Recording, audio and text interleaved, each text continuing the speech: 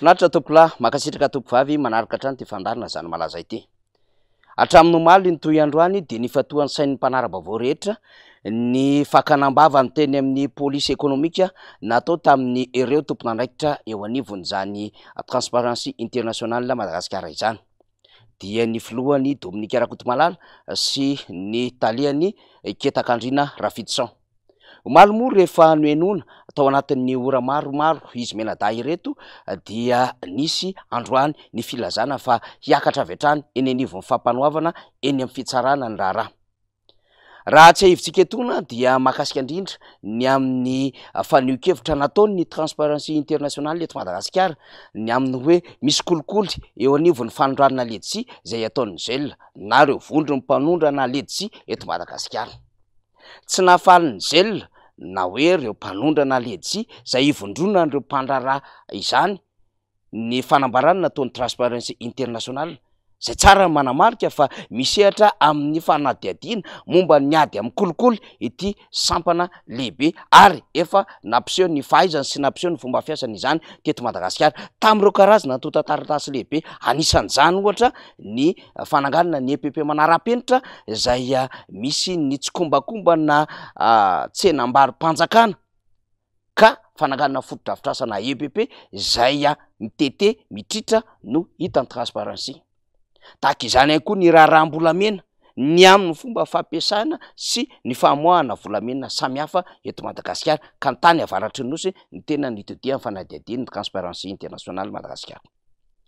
De nalaina am-bavany de tonga teny amin'ny fitsarana saingy teo ny adevitra teo anatrehan'ny raharaha mafana izany. Ny zelona hoy isika no nitory rehefa nitondrantsika fampatsahivana ny raharaha ary nandrasany rehetra amin'izay ny amin'ny hoe ho tonga eny anivon'ny fampanoavana izany ary rehefa tonga eny anivon'ny fampanoavana ity raharaha ity dia namaso fahafahana vonjimaika na tazomina aponja MD ilay olona miakatra eny anivon'ny fampanoavana. De tanana zatra mitsotra moa ny amin'ny fitondram-panjakana sy ireo mpiaradia aminy. Mety ho zelona no nitondra an'le raharaha fa tsy azo heverina mihitsy fa tsy nisy tosim-panjakana tany ambadika rehetrarehetra tany. Tsy azo heverina mihitsy fa tsy misy an'ireo izay fatra-panenjika an'ireo tsy mahazaka demokrasia eto Madagasikara izao raharaha izao. Ny Transparency International mankony dia matetika miteny amin'ny mavondrona société civile azy ny amin'ny zavatra tsy mety eto Madagasikara, indrindra io ka resaka demokrasia, resaka fitantanana firenena ary resaka fampandehanan-draharaha izay mety ho mandika lalàna. Ary azo antoka sy azo inona mihitsiny raha miresaka fandrarahana eto izao izay efa bodony ny fanjakana sy ireo mpiaradia amin'ny avokoa ny sehatry ny fandrarahana na io vanila na io ny tontolon'ny arenan-kibon'ny tany na io ny tontolon'ny hazo na io ny resaka fizahantany na io resaka habakabaka sy ny sisa dia azo antoka ary tsy mandiso antsika ny endriky ny fanadihadiana ny amin'ny hoe misy olona izay mety ho mifandray akaiky amin'ny fitondram-panjakana ao anatin'izany vondron'ny mpanodina ledsi izany.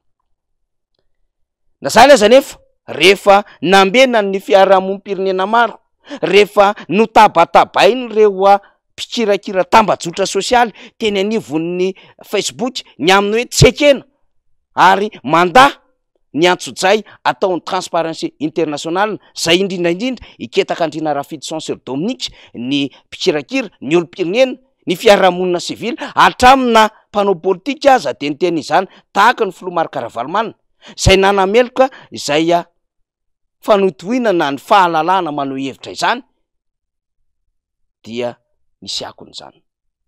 Saika anao tanana zatra mitsotra ny fitondram-panjakana, saika anao tanana zatra mitsotra izay miafina aty ambadiky ireny vondrona samihafa ireny fa tsy miseho mivantana sy ny amin'ny hoe manana ny fahaleovantena ny fitsarana aloha izy anoho ny asany sy ny amin'ny hoe tsisy ambony lalàna eto eo anatrehan'ny fanadihadiana samihafa.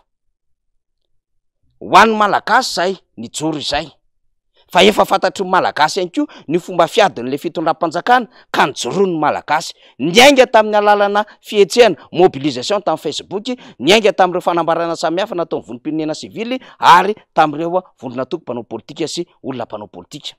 Fa tsy nijery fotsiny na nitaza-potsiny ny zava-misy eto Madagasikara ny sehatra iraisam-pirenena fa namoaka fanambarana anisan'izany ny teo anivon'ny masovoan'ny Amerikanina ny frantsay, ny norvézianina, ny alemaina sy ireo vondrona samihafa zay miasa eto Madagasikara hatramin'ny Union Européenne aza dia nanao fanambarana manohitra ny fanotoina ny fanehoan-kevitra eto Madagasikara. Na iza zany manao an'izany kilalao maloto zany dia nitoerin'ireo sehatra iraisam-pirenena ireo. Hatrany amin'ny amnistia any Afrika Atsimo dia namoaka fanambarana. Tao anatin'ny 420 ora dia mbola tsy nisy fanambarana niazakazaka be tahaka n'izao fanambarana ho fanohanana anketak'Andriana Raphaël sy ho fanoherana ny fahalalana maneho hevitra eto Madagasikara izao. Ka raha ny vaovao fantatra teo anivon'ny fampanohavana dia nifoanana lay déferment zay tokony tanterahana androany. Inona no antony nanafoanana izany déferment izany? Ny azo antoka aloha zany de hoe nisy pression tany ambadika tany. Nisy adevitra avo le tanàna sasany ary tsy zakan'ny lohan'ny sasany tsony tany ambadika tany ka ny annulena ny déferment. Satria raha ny fombafomba mpitsarana rehefa mandeha tahaka izao ny déferment dia avy hatrany de tokony hodiniana eo anivon'ny fampanohavana ny raharaha. Ary misy mipitsipitsy mifanaraka amin'izany. Fa teto de nisy zay annulation zay. Tsy maintsy nisy hoy isika ny adevitra tany ambony be tany satria tsy vitan'ny eto aterina ihany fa miditra ny sehatra iraisam-pirenena. Saika anao tanina zatra mitsotra ireo tsy mahazaka demokrasia eto Madagasikara. Indrindra ireo zatra-panendrika amin'izay tsy mitovy hevitra taminy. Ka ay ve aza atao ihany manao annulation na déferment ka naninona ny tsy natao tandry mahery lanto manandafy zany zay nitabatabany olona fa tsy mety io fomba fataon'ny fitondram-panjakana io. Naninona ny tsy natao tamin'ny Stanley Ramarvelo zany? Naninona ny tsy natao tamin'ireo olona izay Papaneno Laklosy sy ireo niara ny fanenjehana politika teto Madagasikara? Fa mafy loatra angamba n'ilay tosika avy amin'ny sehatra iraisam-pirenena nanatotona ny fanambarany ka nampemitra an'izay mety niketriketrika ny tiraraha ty tany ambadika tany.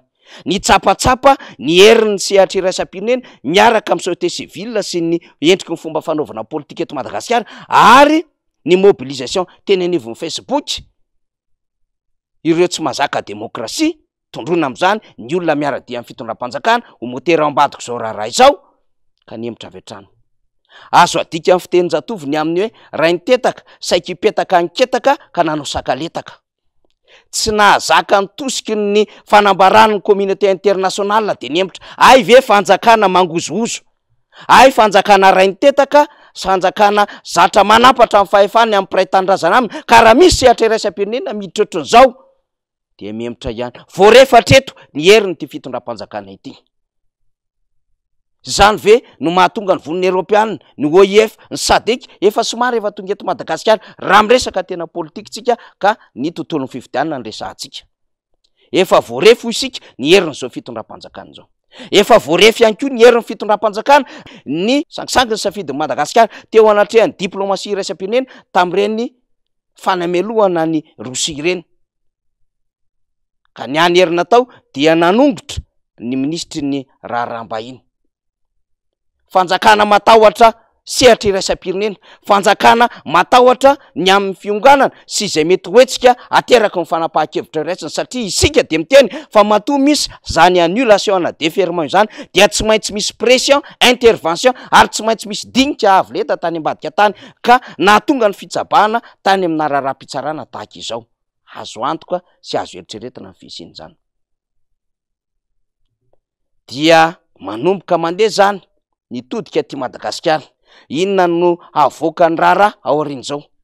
Anginatreo ve ity raharaha ity ka tsy afaka intsony ny handehany anivon'ny sampam-pitsarana ny déferment satria efa misy zay fanafoanana izany?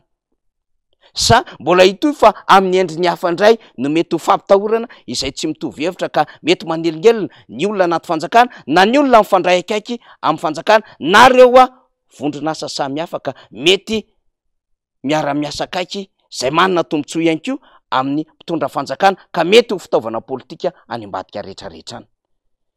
Raha tsika miandalana eo zany fa everitsika fa tsy tapitra akory ty raharaha ty fa mbola azo tohizana amin'ny fotoana manaraka ny fandalenana ataotsika. Zany zava-misy, zany malaza, mankasitraka tompoko lahy, ka tela tompoko vavy.